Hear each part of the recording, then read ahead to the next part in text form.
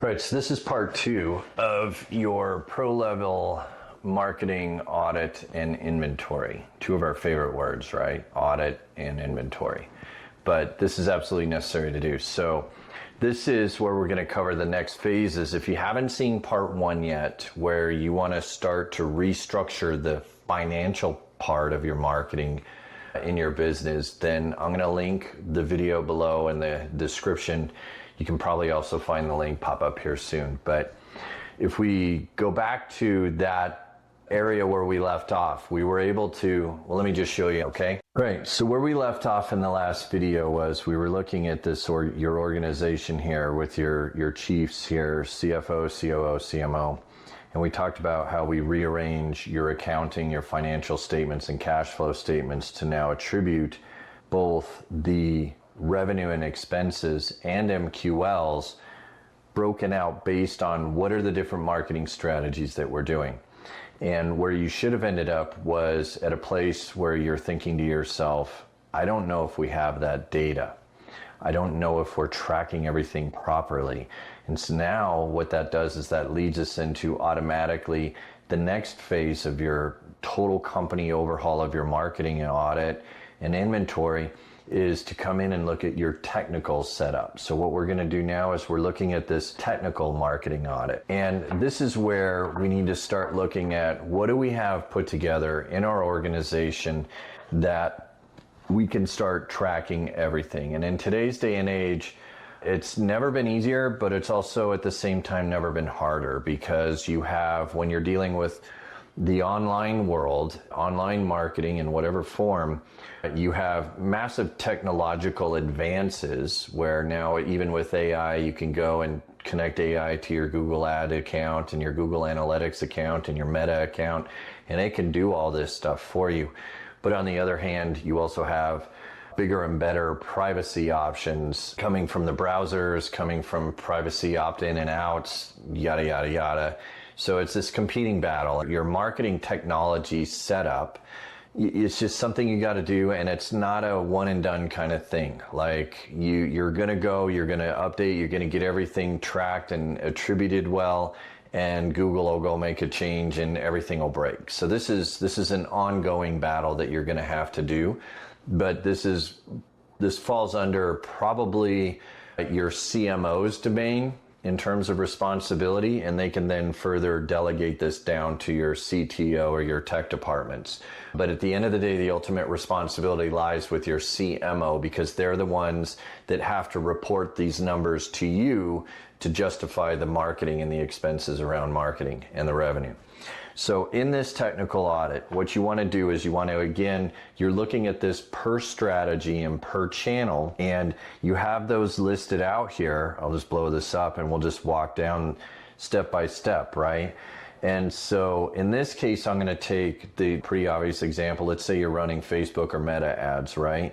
Well, you need to make sure in your technical audit that number one, is your Facebook ad account set up properly? Do you have your pixel on all the pages? Do you have your events set up?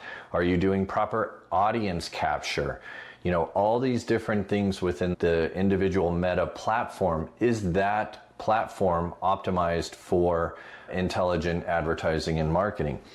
You want to be able to track clicks. You want to know when I spend $100 or $1,000 on this campaign, who came from that campaign.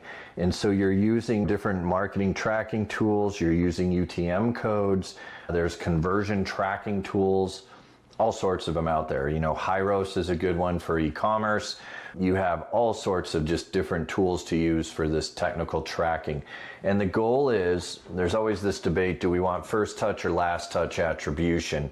And I'm not sure, I can't say which is best. I like first touch because, again, we're looking at the biggest picture here on what, if we spend over in this channel, what's the result? And at the end of the day, that's the highest level or highest order number that we need to be accountable to and to answer to.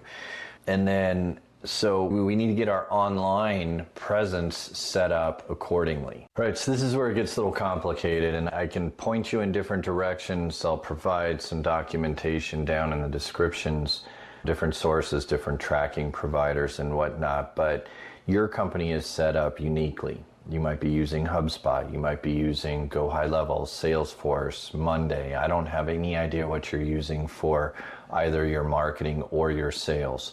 And so what you need to do is you need to go sit down with your CTO and your CMO, and you have to have a conversation with them that basically says, here's what I need. I need to know how many marketing qualified leads came from this channel. And your job, CMO, is to go set up the technology to give me that number accurately. Now, a note on accuracy. As much as we'd like to have it be 100%, the best I've seen is if you can get in the 80%, you're doing pretty darn good. Because if let's say you have your tracking all set up for a Facebook ad and your events registered an MQL lead gen opt-in, and you run a campaign and you look at the meta report and it says, hey, I've got 15 leads over the last 24 hours, MQLs. But then you go to your HubSpot instance and you look at those new MQLs that came in and you've only got 12. And you're like, wait a minute, what the hell? So there's always going to be this discrepancy between the platform, your final end of day CRM, if you're using middleware like Google Analytics or any Hyros, anything like that, they try to bring that attribution gap in a little bit. But at the end of the day, nothing's 100%. So what we try to do is we try to always look at the source of truth in this matter. So in that scenario I just gave you, we're looking at, say, your HubSpot. How many MQLs actually ended up in HubSpot? I don't care what Facebook says. I don't care what Google Analytics says. What I care about is what can my salespeople call and qualify into SQLs. So for each one of these different channels and technical setups, you want to define that source of truth and then kind of work backwards from there. And again, with privacy laws, and then now, if you look at your customer journey, it's not a single session. In other words, someone doesn't go to typically Google or now OpenAI or chat or whatever. However they found you, they type it in, they come to your website. They don't just go look at a few pages, opt in, make a sale, and then in that same day buy your product typically, unless you're running e-commerce. But even then, it could be the case of they could be scrolling on their phone in the doctor's office, and then they get called in and they put the session away, and later that night they come back out and they're like, oh yeah, crap, I wanted to go look at that. And so they go find it again, but now they're at their home computer or they're on their iPad. And so the attribution and the tracking gets broken up across different sessions. And when you start looking at bigger and bigger sales, like B2B sales, that could be hundreds of different sessions, hundreds of ad clicks. They download 5 white papers. They call and talk to someone. They're testing your customer service. Who knows? But that's where this tracking gets really difficult. And so your CMO has quite the job ahead of them to try and to get this. And so that goes to that first touch attribution, where that person first came into your world, and why I prefer first touch, and then try to tie that to last touch. I think that the gap in losing that tracking is more valuable than, say, going to last touch. Let's say this person's been shopping for 6 to 8 months and they've clicked on 10 different ads from Google to Facebook, and then they saw a brochure with a QR code, they snapped that and they came in from their phone, and then they came in from Google. And let's say that last session where they came in from Google, or let's say they just bookmarked your website and they come back and now they go, okay, now I'm going to buy. Last touch attribution would give Google the credit for that sale and that MQL, where in reality your initial marketing spend may have come from a social media post or from a Facebook ad or whatnot. So I like first attribution. It gives us better information and better data, but it's never going to track all the way through, and you're going to have to be doing some extrapolations. So let's jump back and let me finish this up for you. All right, so let's finish this up here. We've done our online tracking. And then, as I mentioned on HubSpot, what we have to do is we want to have our tracking and attribution, not just through marketing, but all the way through sales. So you need to have whatever CRM you're working with track how many MQLs you have, what was the process by which they turned into an SQL, and then all the way through closed, won, and lost. So that needs to be done. And really what you're trying to do is you're trying to introduce technology to track all documented touch points, whether it's social media, SEO, billboards, hell, airplanes flying overhead with banners behind them. I don't care, but you want to track everything. The more data you have, the more ability you have to make better decisions. You should be tracking all emails, all phone calls. So on that note, it's expensive. It's not really that expensive, but almost all CRMs now offer phone numbers and calling platforms. Your sales agents should never be using their personal phone numbers to be making sales calls. In your HubSpot, get a HubSpot number, have your sales agents calling out.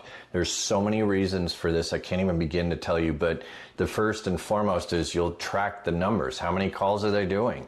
I mean, when we get into talking about some of the sales optimization, we want to understand, well, if your sales department is saying the MQLs and the leads suck from marketing, you got to look at, well, what's the process by which sales is taking those MQLs? What are they doing? Are they calling them one time and saying, oh, that sucks?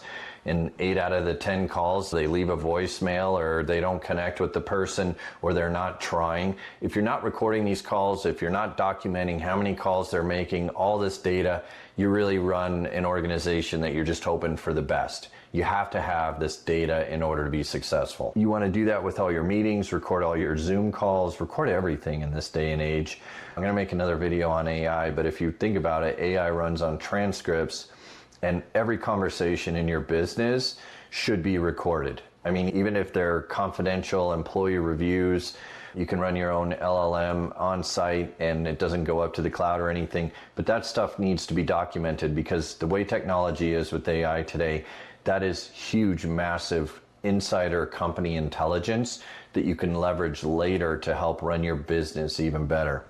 Does that make sense? You want to start with your last customer and just go to the last sale you made and start working backwards. Can you track where they came from? How sure are you of that? Can you tell me if do they follow you on social media? You want to start painting this picture. And so when you have your full technological setup done, your CMO should be able to come to you and sit down and be able to say, not only does the financial investments make sense, but the channels make sense. And you can start now mixing and matching, and this is where you get CMOs who really are worth their pay and they know what they're doing. They can come in and they can go, okay, look, our CAC at this channel costs this, but we also see that most of our sales from that channel, the person has done these 3 or 4 things on our social media, or maybe they've downloaded 2 white papers off of our website through SEO, and you can start putting that whole picture together, and now you can start justifying. Maybe you have a channel that is a negative ROI, but you look at your attribution for your sales and you find out that almost every single one of your sales has some touch point in that channel. Well, you probably shouldn't not invest in that channel. It may not be producing the top line customers for you in and of itself, but it is a necessary ingredient. So I don't know if you've ever had the case, I certainly have, where you kill a marketing channel and then all of a sudden everything else dries up and you're like, what in the hell just happened? Well, it's usually that sort of a scenario, but you don't know because you don't have your marketing technology set up to the point where you know these things, you know all the different touch points. So again, the second phase of doing a proper marketing audit and inventory is just getting your technology working and set up where you can answer the important questions. Does that make sense? So again, your time's the most valuable thing. I thank you for spending it with me in part 2. Part 3 is going to follow this. It's the last step to this process, but when we're done, I promise you, you're never going to look at your marketing again. You're never going to look at your CMO again the same way. You're either going to be very happy with them or probably going to have some hard conversations. But this is how you properly run and manage an organization efficiently and effectively as the leader, as the CEO. So I hope that was helpful. If you have any questions, just drop them in the comments below or come to my site, marketingplanformula.com. Reach out. My calendar's on there. Book a time. Let's have a conversation. I'm happy to personally walk you through all this stuff. So again, thanks for your time.